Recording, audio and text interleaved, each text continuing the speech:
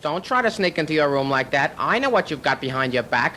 Records. More new records. Welcome to the first Tracking Angle video on the Tracking Angle YouTube channel. I'm so happy to be here with you. I don't care if there's one of you. There may be just one of you at this point. I worked the previous endeavors YouTube channel up to 51,000, close to 52,000 subscribers. So I fully expect to be able to do that pretty quickly with this new channel. So with that in mind, let's talk about, first of all, the voiceover that you heard in the animation. I created that in the 1970s, in the early 1970s. So let there be no mistake about who owns that. I own it. Now, let's talk about Tracking Angle.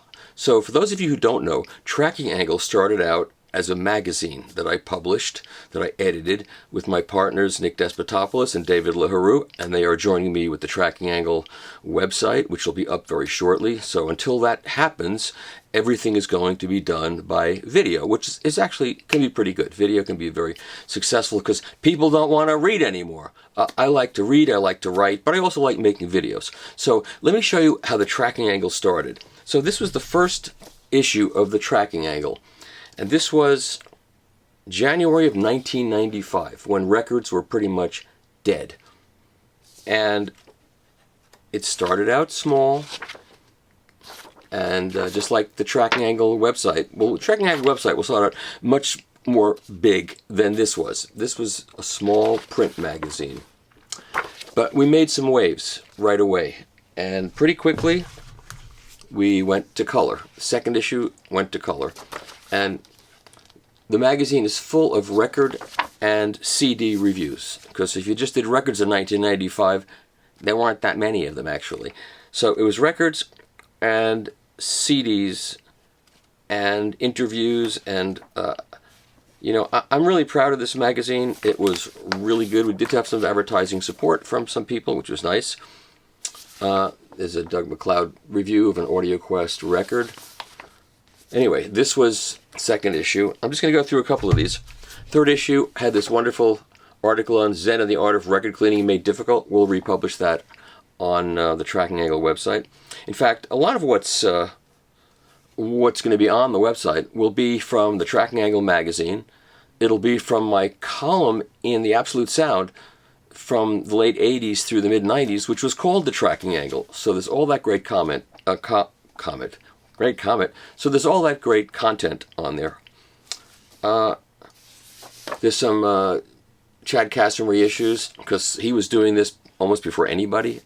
Farmer's Market, Big Band, Count Basie, Big Band, Doc and Merle Watson. Anyway, lots of great reviews in this issue. Then we went on to this great iconic cover by the photographer Jim Marshall. DCC Compact Classics was doing vinyl, so we reviewed a bunch of those records. And we had support from Acoustic Sounds. This was the early days of the vinyl revival. And then we had this wonderful, this is the Beatles landing in San Francisco. I'm sure many of you have seen this. So the magazine's now getting bigger, and we did some Mobile Fidelity Gold CDs at this point in time. And all of these things will be published on the website as soon as we can get things going. Then there was then we went to a Perfect Bound at the end of 1995, early 96. We went to a Perfect Bound magazine with this wonderful Hendrix picture at the Monterey Pop Festival that Jim Marshall took. And anyway, just revisiting this wonderful past. Here's another issue. And at this point, we had very, very little support from the record industry. It's hard to believe, but they really didn't. First of all, they didn't think vinyl was going to amount to anything, and secondly, they didn't think they needed us. We were this little magazine, but you know what? We were doing really well. We were selling out every issue in Borders and Barnes and Noble and other places that are no longer existing. But we did this. We did an article on the return of the singer-songwriter. On this cover, magazine's getting thicker and bigger. And then this was our final issue. And this was the final issue after 4 years of sweat equity, at a time when we finally convinced the record people, the record industry people, that we were legit, that we were going to continue, and that we needed their advertising support to continue because we were not making money. We were losing a little bit of money. I mean, we went through some money, but it was not bad, and it was worth it to have this. And we're going to be selling back issues of this if you want. If you don't want, you don't have to buy. I'm not here to be like my pillow guy and try to sell you stuff, but because we're going to publish all this stuff anyway. But it's a cool thing to have. It's a good coffee table thing. At any rate, after 4 years of that, and we were finally getting a commitment from the record industry, what happened? There was the great record industry consolidation where independent labels like A&M and Polydor and all these other labels got bought up by Universal, and all the people we were talking to who promised to give us advertising disappeared. So we both decided to throw in the towel and quit publishing the Tracking Angle. So Tracking Angle RIP, but Tracking Angle Online is back to stay. Now, one other thing I want to tell you about is this magazine called Recollections, which was published by Ron Pendorf, who's passed away. And it was a very interesting small publication by subscription. It was a quarterly journal of music and records that my partner Nick was friends with, Ron Pendorf. We're going to be able to publish all of this wonderful material, which also includes compendiums on the RCA Living Stereo catalog, and it'd be interesting to publish this for you to read. So once the website's up and running, we'll have that. Now I wanted to talk about another thing. So, these days, anybody can start a website and declare themselves a vinyl expert and start pontificating about vinyl. So before you pay attention to what anybody has to say about vinyl, you ought to find out something about them. What are their bona fides? Which has nothing to do with anything excremental. It's what are their credentials? So I can't talk about anybody else. I don't know what some of these guys were doing 10 years ago or 20 years ago or what their expertise is, but I'm just going to tell you that I've been doing this for 50 years. 50 years plus. Yes, I'm old, but I'm still good. So the point I'm trying to make is, here's something I wrote for the Boston Phoenix, which was an alternative newspaper in Boston. This is in the early 70s, and this piece was just like a little box, and it was called Overlooked Treasures by Michael Fremer. And I just think that before you pay attention, well, you can pay attention to whoever you want, but before you take the advice of people who don't tell you where they've been and what they have done or what they were doing 10 years ago or 20 years ago, you should just proceed with caution.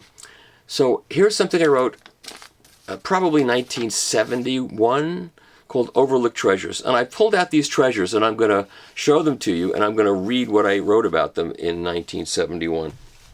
So the first Overlooked Treasure was Small Faces, Ogden's Nut Gone Flake.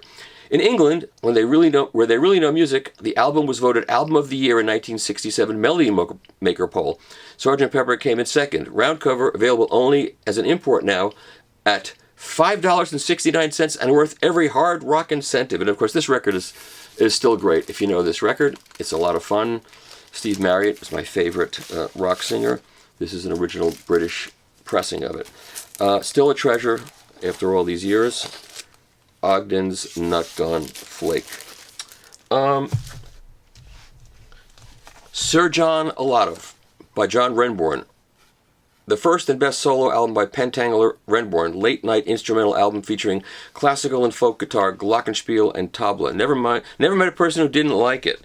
So I said it was on Reprise, which it was originally on Reprise, but it was originally an English import on Transatlantic Records, and this is really the one to have. The Reprise record, they decided it was too dry for the kids, so they added reverb to it and ruined everything that was sonically spectacular about this record, which was recorded by John Wood at Sound Techniques, a small studio in London, and John Wood also engineered Fairport Convention and Nick Drake and on and on and on. And I got a hold of him at one point, and I begged him for an interview, and he said, "Oh, I'm not an interesting guy. I've got nothing to say. I just put the microphones out and record all these people." I said, "Surely you have some stories you can tell." And he didn't have any stories. So I hope he's still alive. Maybe I can cajole him into into talking to us, because I think it'd be fascinating. At any rate, this was John Renborn. Still a wonderful record. If you can find an original transatlantic pressing, you would really enjoy it. Third, 6 and 12 string guitar by Leo Kaki in Tacoma. Perceptive Kaki likens his voice to a goose fart on a muggy day. This is an instrumental album. If you think a solo guitar record won't keep you occupied, you're wrong. So this is the original pressing of 6 and 12 string guitars, and this was reissued by Classic Records, and their reissue is very, very good, but this is the original. So there's that. Song Cycle by Van Dyke Parks. This is clearly one of the best sounding records you will ever hear. There was a rock critic at Rolling Stone named Jimmy Fink who wrote, "This is the worst rock and roll record ever made." Except it's not really a rock and roll record. It's an album of Van Dyke Parks, who many of you know now, maybe you didn't know him back when this came out, who arranged and played in the studio and produced this absolutely incredible sonic and musical spectacular. It was engineered by Lee Hirschberg, and stereo and monaural compositions by Bruce Botnick, who you know from The Doors and from all kinds of other great stuff. It's filled with sound effects and string arrangements, and Van Dyke Parks was a genius. Of course, he worked with Brian Wilson too, as you know. But this record came out in '69, and this is the original gold label Warner Brothers record, and I recommend this record really highly for music and sound. It starts out sounding like an old folk record, like recorded in the 40s, but just let it keep playing, and I think you'll enjoy it. It really is the story of a young man from the South, Van Dyke Parks, who moved to Los Angeles, and the adventures therein. It's a great record. Okay, so and here's even a mono promo record. So I have promo records, so obviously I'm corrupt, but nonetheless, this is probably a fold down from the stereo so that it could be played on the radio, but this record was not going any place on the radio, not even on alternative radio, rock radio. I actually played it on WBCN. I played a track called Donovan's Colors, where he took apart the song that Donovan wrote called Colors. Yellow is the color of my true love's hair in the morning. And he took it apart and like ripped into shreds and threw it in the air, and it came down in little pieces and onto your head. So that's that. Next, Winds of Change by Peter Frampton. Absolutely wonderful, wonderful, tuneful record by Peter Frampton. Before he was a big star, before he did the Frampton Live album and became a teen sensation, he put out this very, very thoughtful, tuneful, beautiful record, and it opens with a song called Fig Tree Bay, and he talks, it was about a breakup. The album's about a breakup. Essentially, he went to Jamaica to soothe his wounded heart, and I was playing this one night on WBCN, and Peter Frampton called in. At that point, he'd been in The Herd, and he'd been in Humble Pie, but he was just a sideman. He wasn't that well known. And he called in and came up to the station, and I interviewed him, and that was really a thrill for me late at night to have Peter Frampton on my radio show. And this is still a good record. This is a Japanese pressing, but I'm sure the A&M record original will sound just fine for you. Then, Big Star #1. Okay, what did I say about... I'm showing you these records and blabbing, and I'm not reading to you what I wrote. So I'll go back to Song Cycle. A free-flowing, good-humored, sometime autobiographical account of musical Americana. Heavily textured strings, balalaikas, and every other instrument known to man, but not overproduced. Well, it is overproduced, actually. Witty lyrics, sophisticated but accessible music. It's not rock and roll, by the way. Wind of Change, a delicious, I said delicious, delicate solo outing by the former guitarist for, of all people, Humble Pie. It's intelligent English rock a la Traffic. A&M has a habit of letting good albums die. Get this record, it'll grab you, but not immediately. Now, Big Star #1 album. Well, this, of course, is the hippest thing known to man now. Big Star is, of course, hip to generations. It's considered great. It is great, but this record died a quick death on Ardent Records It just came and it went. But I was on the radio and I played the hell out of this one and Radio City, both records. Number one by Big Star, Ardent. I hated being 18, but this group, heavily influenced by English rock and the Byrds, makes me wish I was again. Released on an obscure label, it contains 11 potential hit singles with terrific production. Only Pleading from Fusion Magazine saved this record, sort of. It's being repackaged and re-released. Watch for it. So it's been repackaged and re-released how many times? You know, Classic Records did a great version from the original tapes, and then I believe Concord did a version of it. The first three records of Big Star are essential for anyone who loves rock, British rock, American rock, just great music. So that's the original Big Star. I was there. McGuinness Flint, Capital. It's a $1.98 cutout now, but worthwhile at full price. You may remember When I'm Dead and Gone, an English group with a distinctively American sound. It's solid all the way through. And it is. So this was it, if you know this record.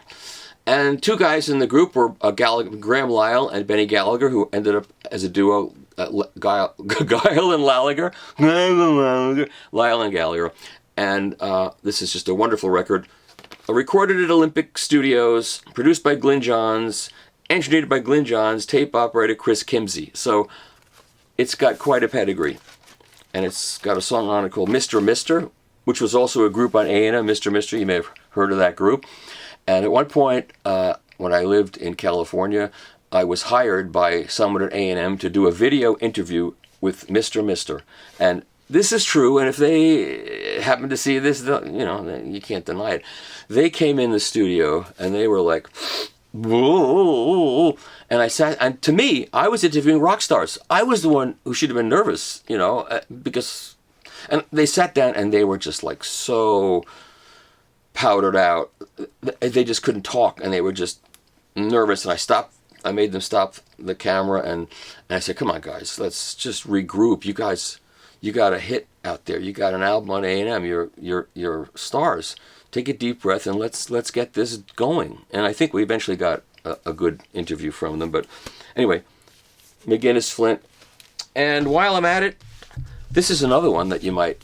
This is called Lo and Behold, Coulson, Dean, McGuinness, and Flint. So it's guys from McGuinness Flint who did an album of the Dylan songs that were the Whitmark demos, a lot of them. So Odds and Ends, Get Your Rocks Off, Death of Emmett Till, Lay Down Your Weary Tune, Let Me Die in My Footsteps, Lo and Behold, all Dylan songs that were not well known at that point, done by Dylan. And I'm not going to give you the whole history because I don't know it that well. But at any rate, this is a really nice record and sounds really, really good. Lo and Behold, Coulson, Dean, McGuinness, Flint. Words and music by Bob Dylan.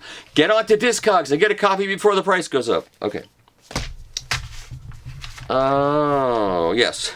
2,000-Year-Old Man. This is going a little bit off kilter.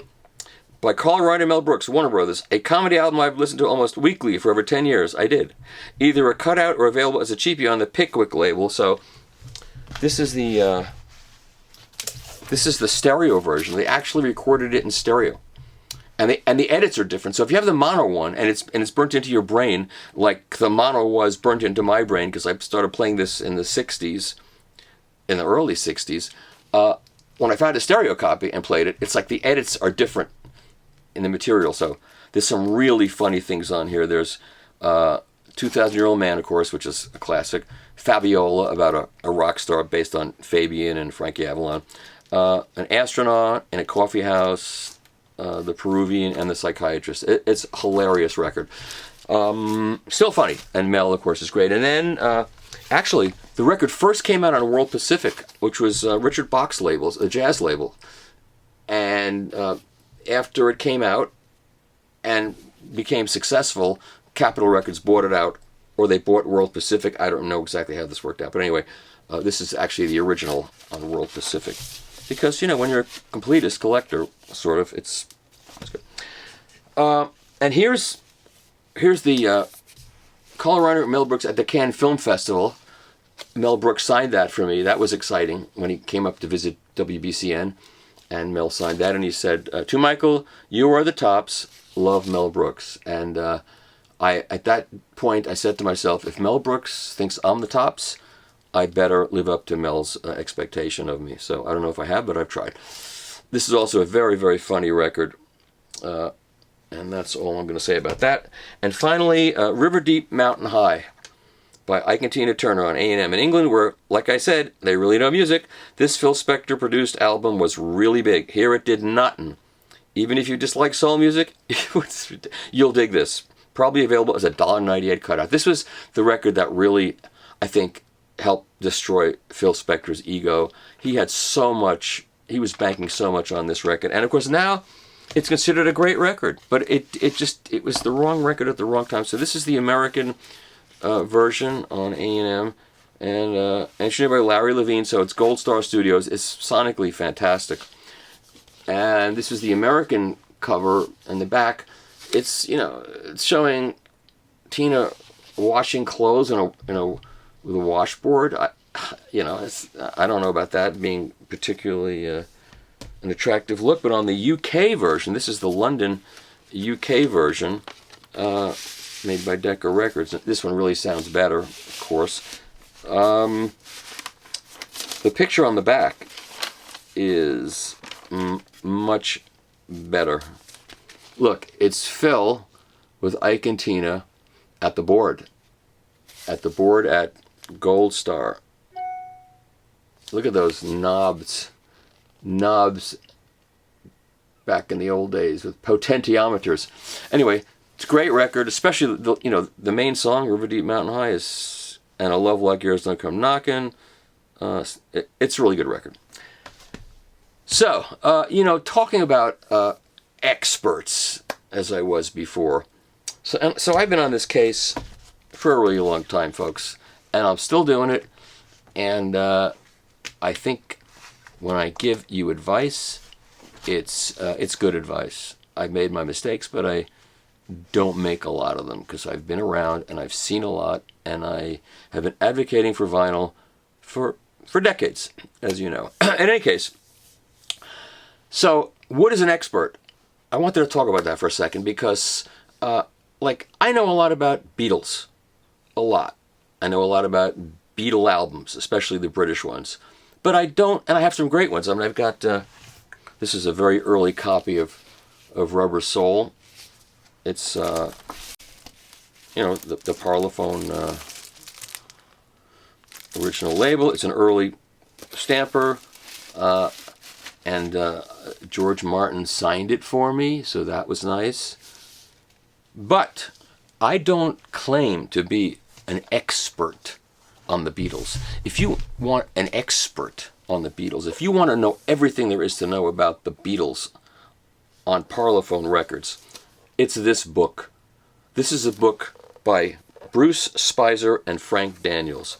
And this book is filled with everything. If you think you're an expert on the Beatles, and you're one of these guys that comes on camera and pontificates about how much expertise you have, and you haven't read this book, you ain't an expert. This book is incredible. It is, I hope it's still in print.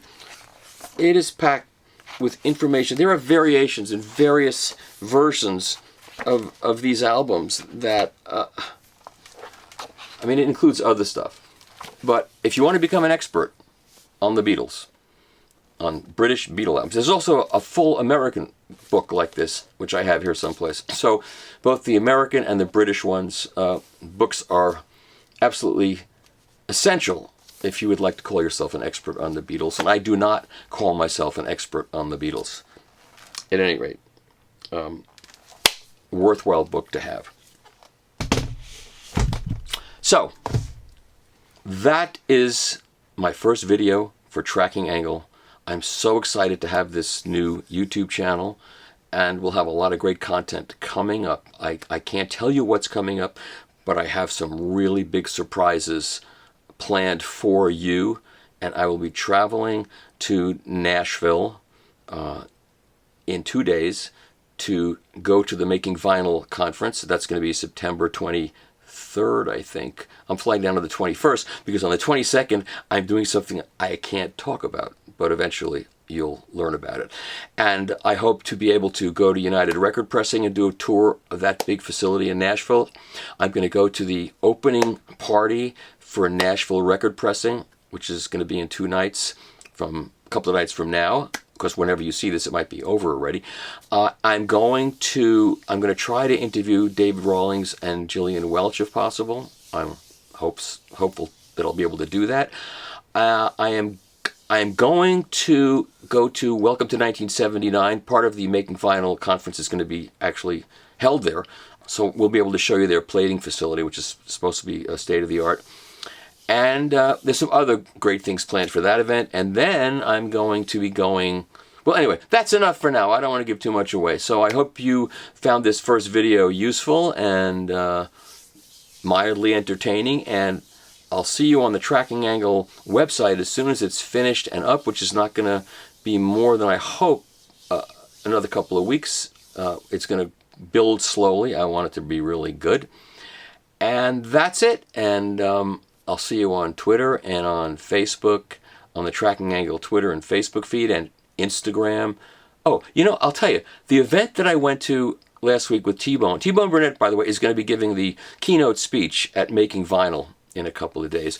But T-Bone did this event at the power station with Christie's, the auction house, which is auctioning off this lacquer that has been coated with this special process that T-Bone, and well, he didn't do it, but he helped fund it, or I'm not sure the exact details, but it's this process where they take a lacquer and they coat it with a very thin coating, almost like a molecule deep, of this material that doesn't affect the sound, but prevents it from wearing, so that lacquer becomes almost like more permanent than a vinyl record.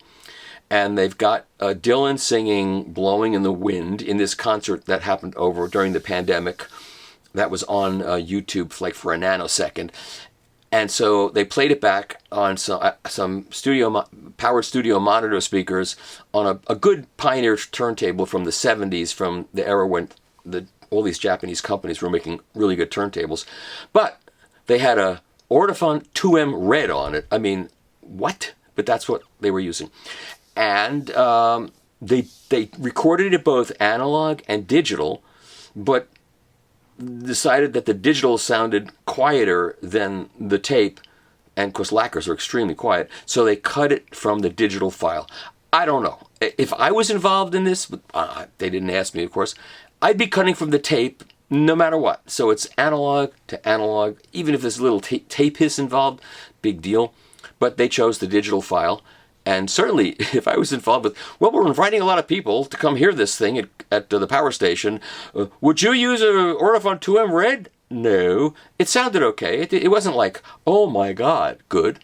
I told someone that if they came here and listened to a regular record, it would sound better than that, because it would. But I think this will sound good for whoever buys it, and whoever buys it is probably not going to play it that often. This is going to be bought by some very wealthy person for a lot of money, who will hang the thing on the wall with the thing that opens up and shows you the record. It's a trophy kind of thing, more than it's something that people are going to play. But I don't know. Maybe they will play it. I don't know. Maybe we'll find out who won it and talk to them. At any rate, thanks for watching, and welcome to the Tracking Angle YouTube channel. See you around.